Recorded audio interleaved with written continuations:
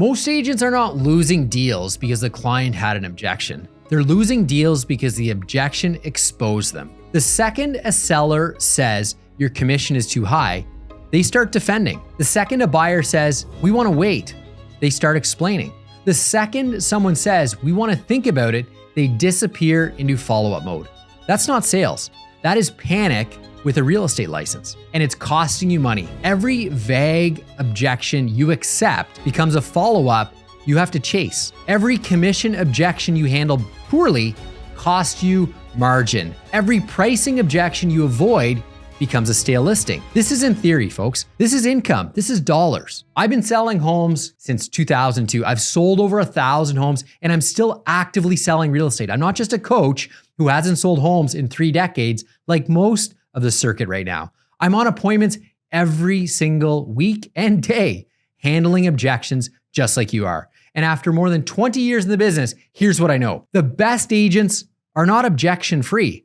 They are objection-ready. And in this video, I will give you the exact framework I'm using right now to handle these objections without sounding desperate, defensive, or instantly cutting my commission. And be sure to stay to the end where I give you the exact time I use when someone says, we want to think about it. That one line can save you thousands of dollars every year. So let's get tactical. An objection is not a rejection. An objection is usually one of 4 things: confusion, fear, lack of trust, or lack of urgency. When a seller says your commission is too high, what they really mean is, I don't understand your value. When a buyer says, we want to wait, what they really mean is, I'm scared of making the wrong decision. When a seller says another agent said we should list higher, what they really mean is, I'm afraid of leaving money on the table. So if you answer too quickly, you might answer the wrong problem.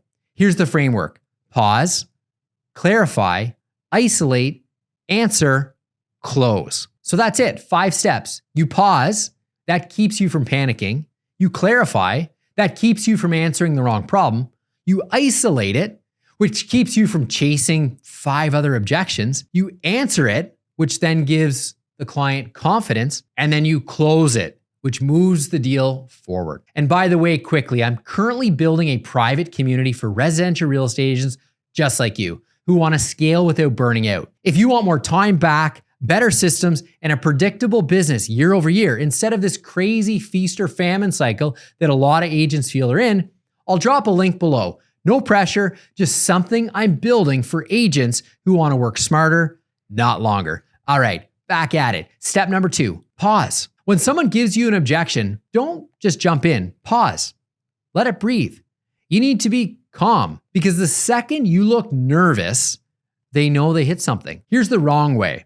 A seller says, your commission seems high. Agents say, well, I do photos, social media, staging, open houses, email blasts. Stop. You just make yourself look defensive. Here's the right way to answer that objection. That's a fair question. Then you pause. That one line gives you control because it stops you from just vomiting words all over the table. Step number 2, clarify. Do not answer until you understand. If they say your commission is high, you say, when you say high, are you comparing it to another agent's fee, or are you wondering what you get for that fee? Those are 2 completely different objections. If they say they want to wait, you say, when you say wait, do you mean wait because of the market, or wait because of interest rates, or wait because the timing personally does not feel right? See, vague objections kill deals because you can't solve vague. You can only solve specific problems. Step number 3, isolate. Before you answer the objection, you have to isolate it. Here's the line. Assuming we can solve that, is there anything else that would stop us from moving forward? That sentence is worth so much money, because sometimes the client gives you one objection, but there are 3 more hiding behind it. You answer commission, then they bring up price. You answer price. Then they bring up timing. Now you're chasing. So isolate it first. If they say no, that's really it. Great.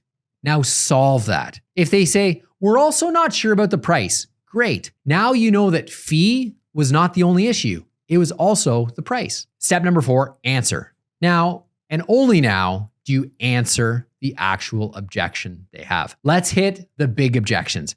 Objection number 1, Your commission is too high. Wrong way to answer it. I can reduce it. That trains the client that your fee was fake. The right way to answer it. I completely understand why you would look at the fee. It's a lot of money. But the way I look at commission is not just the cost. It's part of the strategy to help you get the strongest net result, i.e. the most amount of money in your pocket in the open market. Then I say the cheapest agent is not always the least expensive agent. If someone saves you a few thousand on commission, but costs you 10 to 20,000 in pricing, negotiation, exposure, or poor advice, that was not a discount, that was expensive. Then ask, does that make sense? And stop talking. Confident agents know when to stop. Objection number 2. Another agent said we could list higher. This one is dangerous because sellers want to believe the highest number. Here's how not to answer that objection. They're wrong. I know the market better. Now you sound insecure. The right way to answer this objection? I get why that number is attractive. I would want the highest number too. But let me ask you this, based upon the data we just reviewed, do you feel that higher price is where the buyers are actually going to see the value? Or do you think there's a chance that number is being used to win the listing? Then pause. Then say, the risk with starting too high is not just that we sit. The risk is that the best buyers see it, reject it, and move on. Then 3 weeks later, we reduce. But now we're chasing the market instead of leading it. Then use this rule. That's why I like to agree up front. If we hit 21 days on the market or 12 qualified showings, whichever comes first, if we don't have an offer or a compelling argument that we're going to be getting an offer, the market is speaking to us. We need to look at the price. See, it's a standard you agree upon in advance of coming to market. Objection number 3. We want to wait. The wrong way to how to answer this question is, yeah, no problem. Let me know when you're ready. That sounds polite, but there's no leadership in that. The right way to answer that is, I completely understand. When you say wait, are you thinking wait because you believe prices are going to change? Wait because interest rates may change? Or wait because the timing personally doesn't feel right? Objection number 3, we want to think about it. This is where agents lose deals and pretend they're following up. The wrong way to answer this, of course, no problem. I'll call you tomorrow. Brutal. Then tomorrow comes. No answer, you text, no answer. 3 days later, the listing hits the market with another agent. You didn't lose it on the follow-up. You lost it when you accepted a vague objection. Totally fair. Usually when someone says they want to think about it, it means one of 3 things. The price doesn't feel right, the fee doesn't feel right, or you're not totally comfortable with me. If you don't mind me asking, which one is it? That line is not aggressive. It's clarifying. If they say the price, go back to the data. If they say fee, discuss your fees and value. If they say comfort, ask, that's fair. What would you need to feel comfortable moving forward? Now you are in the real conversation, not a fake follow-up. Step number 5, close. This is the part agents skip. They handle the objection. The client says, that makes sense. And then the agent just sits there. No. After you answer, move the conversation forward. If it's a seller, say this, great. Based upon everything we reviewed, would you feel comfortable putting me to work? If it's a buyer, say this, great. Do you want to go ahead and book the showings, write the offer, or get a pre-approval updated? Whatever the next step is, you need to lead with that. Closing is not manipulation. Closing is leadership. If you believe the next step helps the client, your job is to lead them there. Here's the part most agents don't want to hear. You cannot handle objections well if you only practice on live clients. That's amateur hour. You need to role play this. You need to say your lines out loud, because when a seller is sitting across from you and there's $20, $30, $40, $50,000 of commission on the line, that is not the moment you invent an answer. Practice creates confidence. Confidence creates calm. Calm creates trust, and trust, as we all know it, closes deals. So here's the framework again. Pause, clarify, isolate, answer, and last but not least, close. Do not panic, ramble, discount immediately, argue, get defensive, chase vague objections. Slow it down, get specific, solve the real issue, then ask for the next step.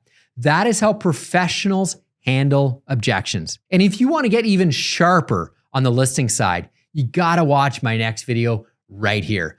Most agents blow the price reduction conversations. Here's how to save it. Check it out right now.